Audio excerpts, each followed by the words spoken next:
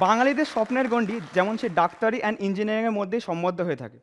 কী দেখে মনে হচ্ছে আমার অ্যান্ড কতই বা বয়স হতে পারে আমার, অ্যান্ড এই বয়সে আমি কী বা করতে পারি?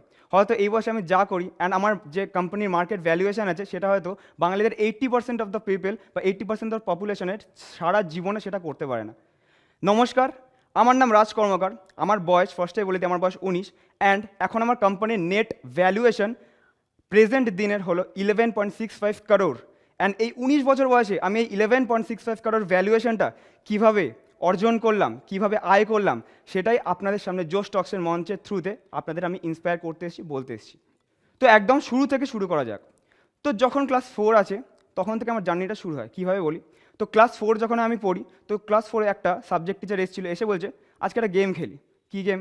তো আমরা সব এক্সাইটেড হয়ে বসে আছি। তো বলছে সবাই চোখ বন্ধ করো, অ্যান্ড চোখ বন্ধ করে ইমাজিন করো একটা স্টেডিয়ামে একটা ক্রিকেটার একটা 6 মেরে ম্যাচটাকে জেতালো। তো ইন্ডিয়াকে ম্যাচ জেতানোর পরে অবভিয়াসলি সবাই ফ্যান্সরা আপ্লুত হয়ে গেল। তো যখন প্লেয়ারটা স্টেডিয়াম থেকে ঘরে যাবে বা হোটেলে যাবে, বাইরে যাচ্ছে, তখন কি ব্ল্যাক মার্সিডিজে সে কালো কাজটা নামিয়ে একবার হাত দেখালো, অ্যান্ড তার গাড়ির চারিপাশে সবাই ঘিরে তার নাম আরও জপ করতে থাকলো। তো তোমরা চোখ খুলে এবার বলো, তোমরা কোনটা দেখতে পেলে নিজেকে? তোমরা সেই ব্ল্যাক মার্সিডিজের ভিতরে প্লেয়ারটার জায়গা দেখতে পেলে, নাকি ওই ফ্যান্সগুলোর জায়গা দেখতে পেলে? তো হয়তো সব আমার ক্লাসমেটসরা সেই ক্লাসের পিরিয়ডটার পরেই হয়তো